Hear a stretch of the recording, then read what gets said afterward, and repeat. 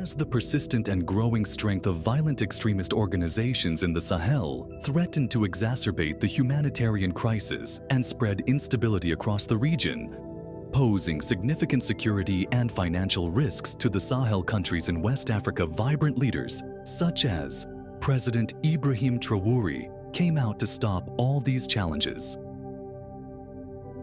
The continuing collapse of international counterterrorism support from the West, who were accused of supporting the militant groups as well as weakening leadership in regional efforts, creating a vacuum in which violent extremism can expand. Something incredible happened with the rise of vibrant men like President Ibrahim Traoré, who came with immense energy to fight insurgency.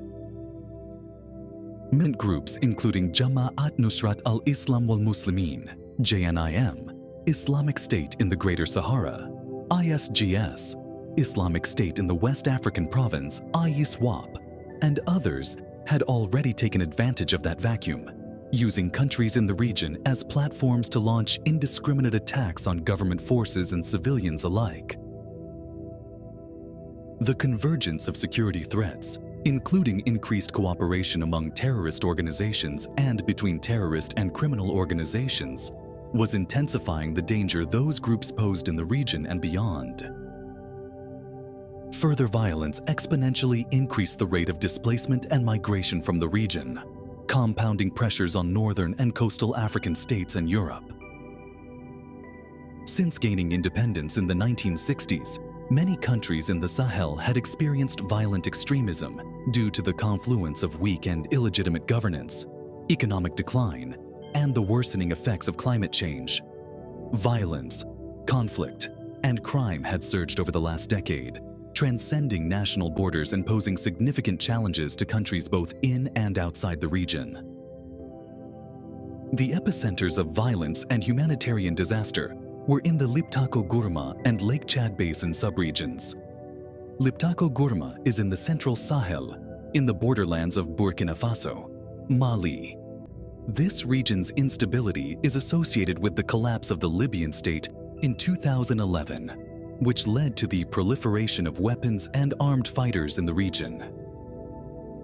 The influx of extremists into northern Mali reignited the dormant Tuareg rebellion in 2012, which had previously surfaced in 1963, 1990, and 2006.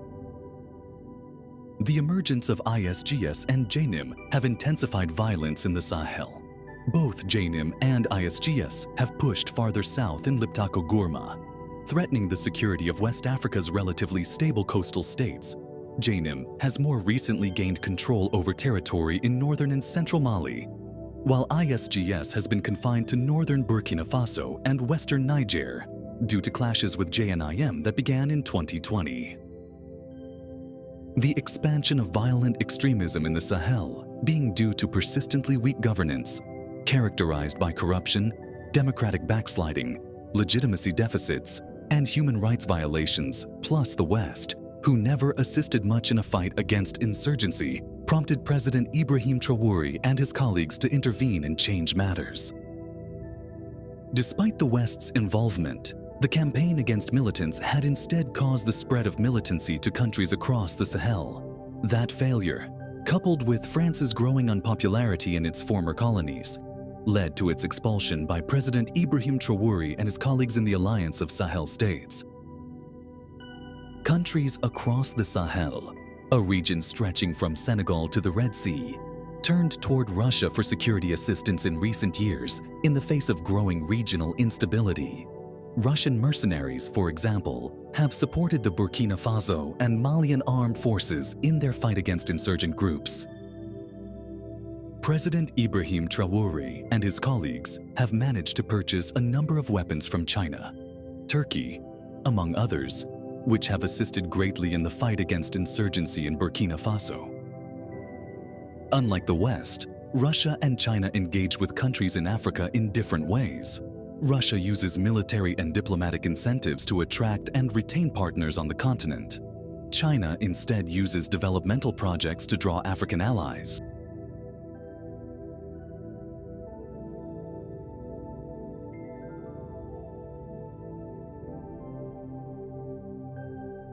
Ever since France's departure from Burkina Faso, there have been multiple cases of French spies being arrested.